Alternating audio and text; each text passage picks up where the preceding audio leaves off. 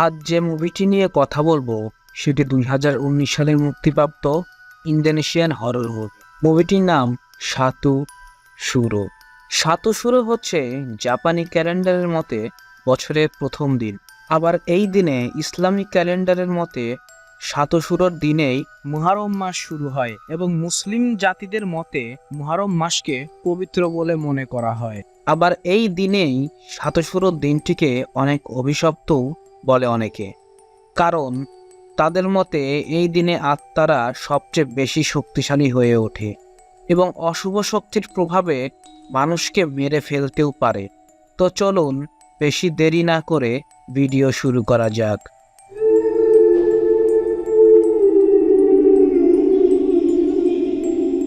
কাহিনীর শুরুতেই আমরা দেখতে পাই একটা হসপিটালের মধ্যে লাস্টি নামে একজন মেয়েকে পাগলের মতো ছোটাছুটি করতে, যে সবেমাত্র একজন নবজাতক শিশুর জন্ম দিয়েছিল। নিজের বাচ্চাকে সে খুঁজে পাচ্ছিল না। অপরদিকে হসপিটালের স্টাফরা সেই মেয়েটিকে ধরতে তাকে তাড়া করছিল। একটা সময় মেয়েটি লাস্ট্রি নিজের বাচ্চাকে খুঁজতে গিয়ে হসপিটালের একটা রুমে প্রবেশ করে ও সেখানে উপস্থিত ডক্টরকে জিজ্ঞাসা করে তার বাচ্চা কোথায়। ডক্টর প্রশ্নের উত্তর দিতে না পারায় তাকে আহত করে নিচে ফেলে দেয়। সেই রুমে উপস্থিত দুইজন নার্সকে ছুরিকাঘাতে আঘাত করে রুমের দরজা বন্ধ করে দিয়ে সেখান থেকে চলে যায় অন্য একটা রুমে, যে রুমে হসপিটালের সকল নিউ বর্ন বেবিদেরকে রাখা হতো। রুমে প্রবেশ করতেই সেখানে উপস্থিত নার্সদেরকে ভয় দেখিয়ে রুম থেকে বার করে ভিতর থেকে দরজা লক করে দেয়। খুঁজতে থাকে নিজের বাচ্চাকে। একটা বাচ্চাকে নিজের বাচ্চা মনে করে সে কোলে তুলে নেয়। ঠিক তখনই রুমের বাইরে দাঁড়িয়ে থাকা হেড নার্স বলে ওঠে, ওটা তার বাচ্চা নয়। তখন লাস্ট্রি প্রচণ্ড কষ্টে ও ক্রোধের কারণে সেই নবজাতক বাচ্চাটিকে ছুরিকাঘাতে মেরে ফেলে। সেই ভয়ঙ্কর দৃশ্য দেখে হেড নার্স বোঝানোর চেষ্টা করতে থাকে, কিন্তু লাস্ট্রি কোনো কথা না শুনে পাগলের মতন হয়ে একে একে রুমের সকল নবজাতক বাচ্চাকে হত্যা করতে থাকে। ততক্ষণে হসপিটালের নার্স ও সিকিউরিটি স্টাফরা রুমের দরজার লক ভেঙে ভেতরে প্রবেশ করে যায় ও তাকে থামানোর চেষ্টা করতে থাকে। লাস্ট্রি কারো কথা শোনে না, বরং আরও বেশি উত্তেজিত হয়ে কাচের বোতলের মধ্যে থেকে কেমিক্যাল মেঝেতে ছুঁড়ে ফেলে আগুন লাগিয়ে দেয়। পুড়ে যায় লাস্ট্রি। রুমের মধ্যে থাকা জ্বলন্ত ক্যালেন্ডার দেখে আমরা জানতে পারি যেদিন এই ঘটনা ঘটেছিল সেদিনটি ছিল শতশুরো।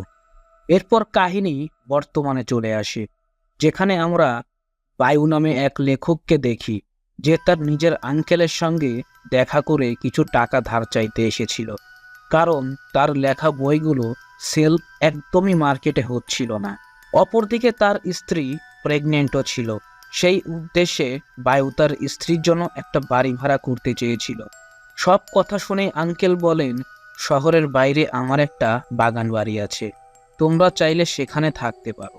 এরপর আঙ্কেল বাড়ির চাবি ও কিছু টাকা দেয়, আর সেই টাকাকে ফেরত দিতে হবে না বলে জানায়। বায়ু আনন্দিত হয়ে শহরের বাইরে আঙ্কেলের বাগান বাড়িতে থাকতে চলে যায়।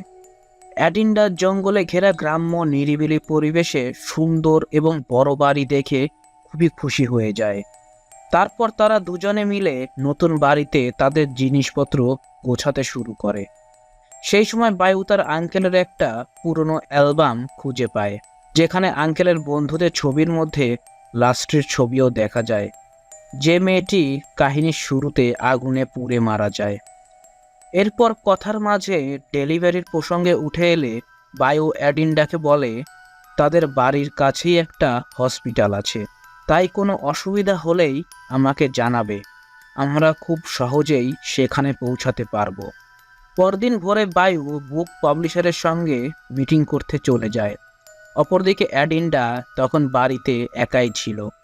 বেলা হলে অ্যাডিন্ডা বাড়ির কাছে একটা মার্কেটের উদ্দেশ্যে বেরিয়ে পড়ে, যেখানে পৌঁছে সে দেখে বেশিরভাগ দোকান বন্ধ করে মানুষ বাড়িতে চলে যাচ্ছে। তাই সে দোকানের এক মহিলাকে জিজ্ঞাসা করে, কেন সবাই এত তাড়াতাড়ি দোকান বন্ধ করে দিচ্ছে। উত্তরে সেই মহিলা বলেন, আজ শত শুরু। তাই রাত নামার আগেই সকলে বাড়ি চলে যাচ্ছে। অ্যাডিন্ডা যেহেতু শত শুরু সম্পর্কে কিছু জানতো না, তাই সে বলে, আমি এখানে নতুন এসেছি আর এর কাছেই একটা পুরনো বাড়িতে উঠেছি। কথাটা শুনতেই ভদ্রমহিলা চমকে ওঠে। অ্যাডিন্ডাকে ইগনোর করে তাড়াতাড়ি নিজের দোকান বন্ধ করতে ব্যস্ত হয়ে পড়েন। সেই মুহূর্তে অ্যাডিন্ডা লক্ষ্য করে কিছুটা দূরে একজন অচেনা বৃদ্ধ মহিলা তাকে অদ্ভুতভাবে তাকিয়ে দেখছে। ব্যাপারটা তার মোটেও ভালো লাগে না, তাই সে সেখান থেকে বাড়ি ফিরে যায়। এরপর বাড়ি ফিরে সে যখন রান্না করছিল, তখন হঠাৎ সবজি কাটার ছুরিটা নিজে থেকে ছুটে এসে চপিং বোর্ডে আটকিয়ে যায়। অ্যাডিন্ডা চমকে ওঠে। ও ব্যাপারটা তার কাছে বড়ই অদ্ভুত লাগে। ছুরিটা হাতে তুলে নিতে স্টোর রুম থেকে কেউ চিৎকার করে ওঠে। সেই শব্দ শুনে অ্যাডিন্ডা প্রচণ্ড ভয় পেয়ে যায়। কিছুক্ষণ পর নিজেকে সামলে নিয়ে সাহস সঞ্চার করে ছুরিটা হাতে নিয়ে সেই রুমে পৌঁছে যায়, যেখানে আমরা তার পেছনে এক কালো ছায়া দাঁড়িয়ে থাকতে দেখি।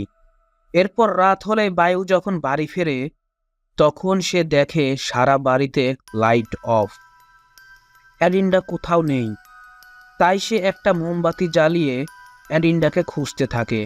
একসময় তার নজর পড়ে মেঝেতে পড়ে থাকা কিছু রক্তের ফোঁটার দিকে।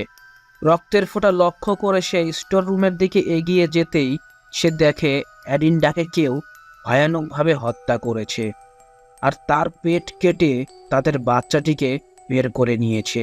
এই দৃশ্য দেখে বায়ু কাঁদতে শুরু করলে দেখে অ্যাডিন্ডা তখনও বেঁচে আছে আর সে ইশারা করে তার পেছনে কাউকে দেখাচ্ছে। এরপর বায়ু যখনই পেছনে ফিরে তাকায়, তখন সে দেখে তার পেছনে লাস্ট্রির অভিশপ্ত আত্মা দাঁড়িয়ে আছে। কিছু বুঝে ওঠার আগেই লাস্ট্রির আত্মা বায়ুকে আক্রমণ করে দেয়। ঠিক সেই মুহূর্তেই আমরা দেখি বায়ু ঘুম থেকে জেগে ওঠে। এর মানে এতক্ষণ সে যা দেখছিল সেটাই হলো একটা দুঃস্বপ্ন। যখন সে এই কথা অ্যাডিন্ডাকে জানায়, তখন অ্যাডিন্ডা তাকে গডের কাছে প্রে করতে বলে, কিন্তু বায়ু প্রে করতে রাজি হয় না, কারণ সে ঈশ্বর বিশ্বাসী ছিল না। এরপর ভোর হতেই বায়ু আবার বুক পাবলিশারের সঙ্গে মিটিং করতে বেরিয়ে পড়ে। বায়ু চলে যাওয়ার পর অ্যাডিন্ডা তার মাকে কল করে ফোনে কথা বলছিল। সেই সময় লক্ষ্য করে তাদের বাড়ির গার্ডেনের দোলনা নিজে থেকেই দুলে চলেছে। সেই মুহূর্তে তার মা ফোনে জানায়, সবকিছু ঠিক আছে তো? অ্যাডিন্ডা দোলনার ব্যাপারটাকে উপেক্ষা করে বলে, সবকিছু ঠিক আছে।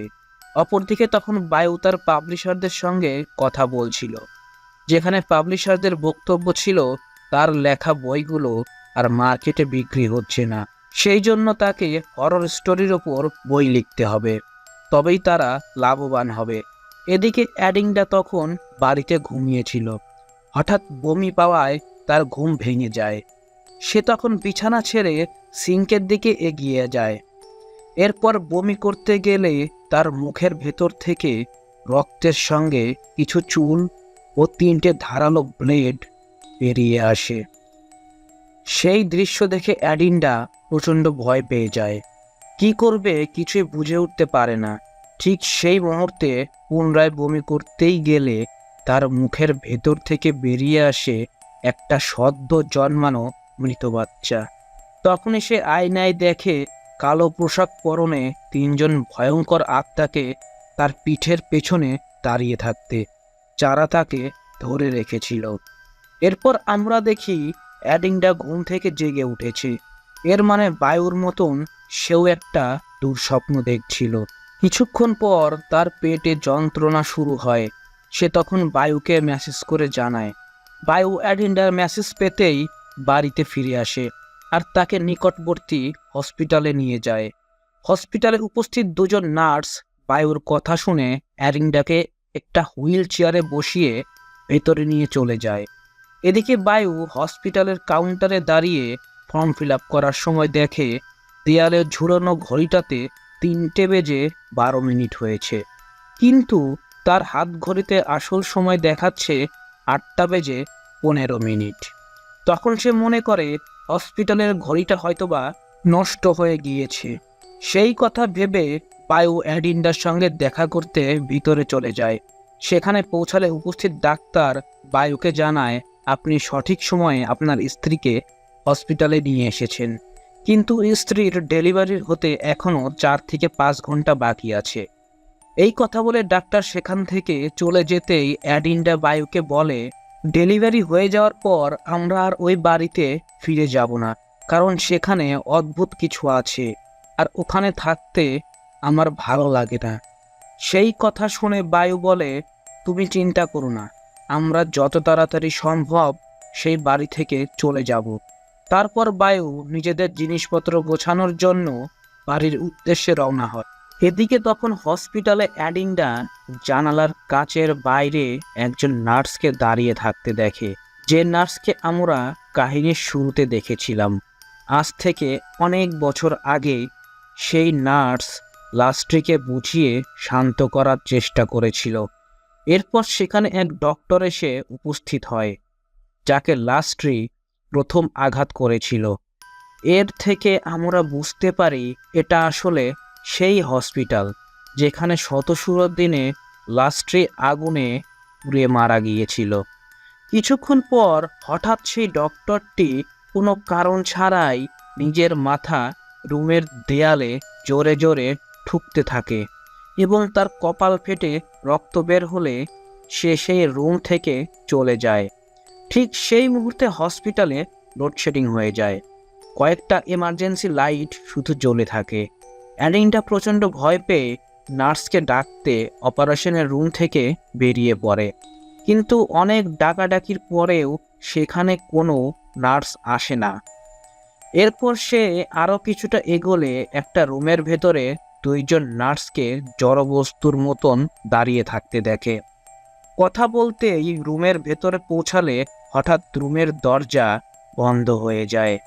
রুমের ভেতর দেখা যায় আরও একজন নার্সকে, সে ধীরে ধীরে অ্যাডিন্ডার দিকে এগোচ্ছিল। সেই দেখে অ্যাডিন্ডা প্রচণ্ড ভয় পেয়ে নিজের চোখ বন্ধ করে নেয়। এরপর পুনরায় চোখ খুললে সে দেখে সে রুমের বাইরে। অপরদিকে বায়ু নিজের জিনিসপত্র গুছিয়ে যখন হসপিটালের দিকে যাচ্ছিল, তখন সেই রাস্তার একপাশে একটা দোকানকে খোলা অবস্থায় দেখতে পেয়ে কিছু খাওয়ার উদ্দেশ্যে গাড়ি থামায়, আর দোকানদারকে জিজ্ঞাসা করে, আজ সব মানুষ সময়ের আগেই দোকান বন্ধ করে দিচ্ছে কেন? দোকানদারটি বলে, আজ শতশুর রাত, এই রাতে অশুভ আত্মারা সবচেয়ে বেশি শক্তিশালী হয়ে ওঠে, এই জন্য সকলেই তাড়াতাড়ি দোকান বন্ধ করে বাড়ি ফিরে যাচ্ছে, তাই আপনিও বাড়ি ফিরে যান।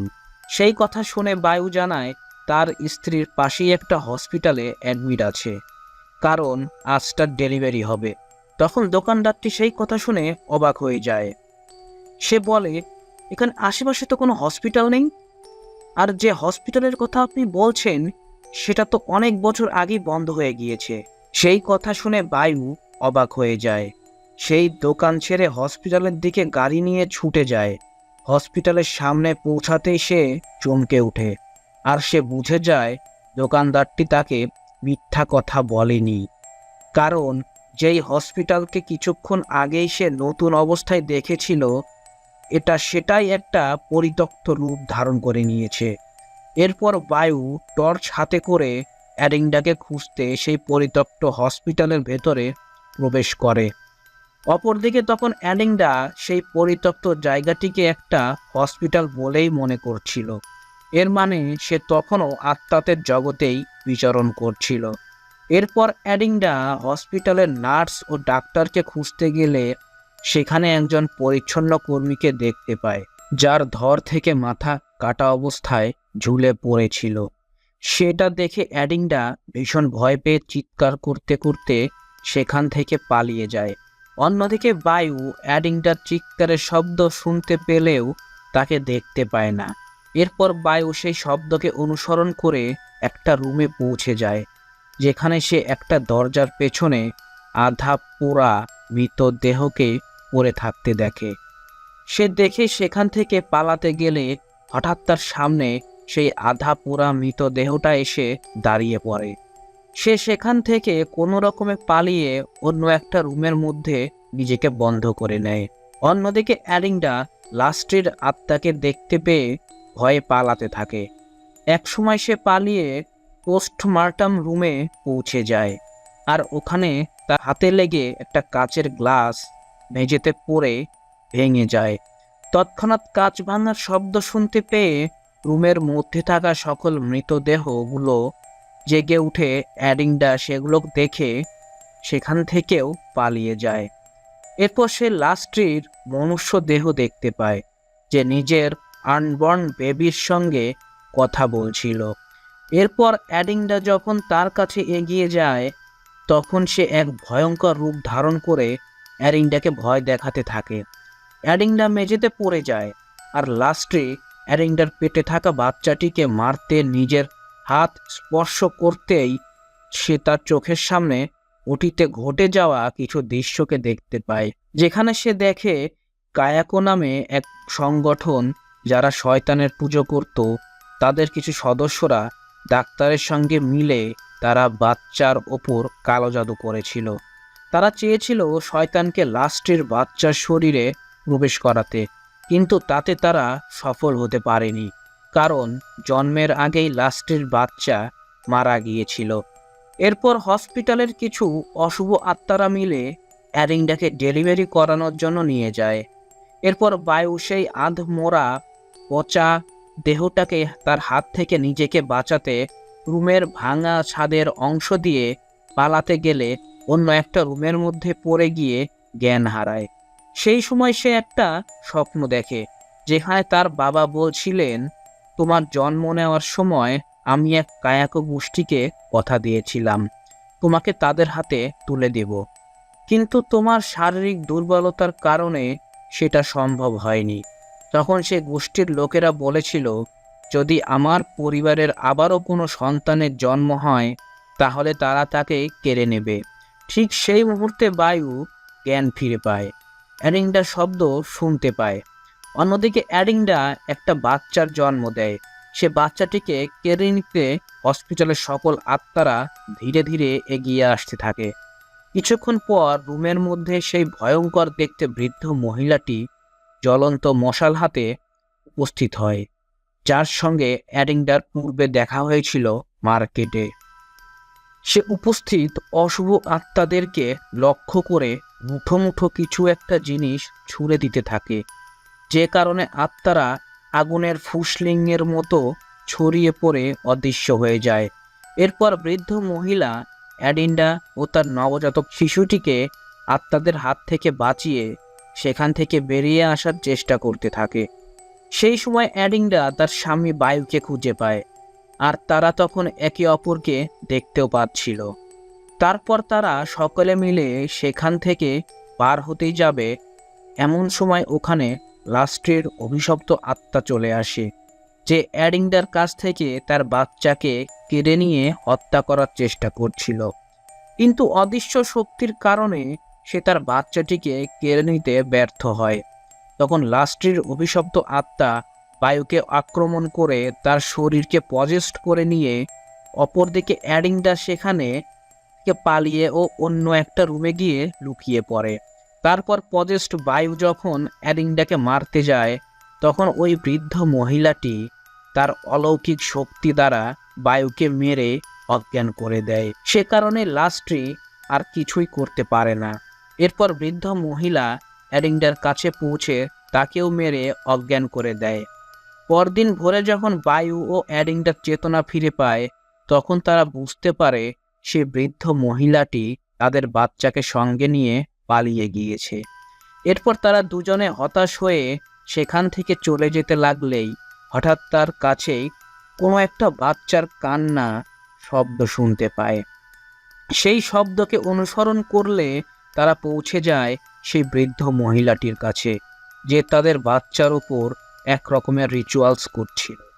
সেই দৃশ্য দেখে বায়ু ওই বৃদ্ধ মহিলাটিকে একটা কাঠের আঘাতে অজ্ঞান করে দেয়।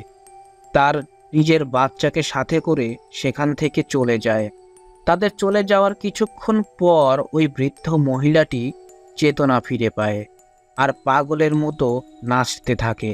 এরপরেই কাহিনীর আসল রহস্য প্রকাশ পায়।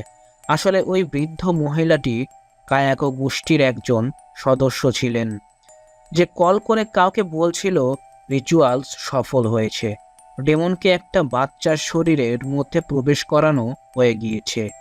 এর মানে আমরা বুঝতে পারি অ্যাডেন্ডা ও বায়ুর সন্তানের শরীরে ডেমনকে প্রবেশ করিয়ে দিয়েছে। এরপরই আমরা দেখি বৃদ্ধ মহিলাটি যাকে কল করেছিল সে আসলে বায়ুর আঙ্গেল ছিল, যে নিজেই কায়াকো গোষ্ঠীর সদস্য ছিল। বায়ু আর অ্যাডিন্ডা ছিল তাদের উপলক্ষ মাত্র। যে দিনটিতে এই ঘটনা ঘটেছিল সে দিনটাও ছিল শত শুরু। আর মুভি এখানেই শেষ হয়ে যায়। মুভিটি ভালো লাগলে like, comment, share and subscribe করতে ভুলবেন না।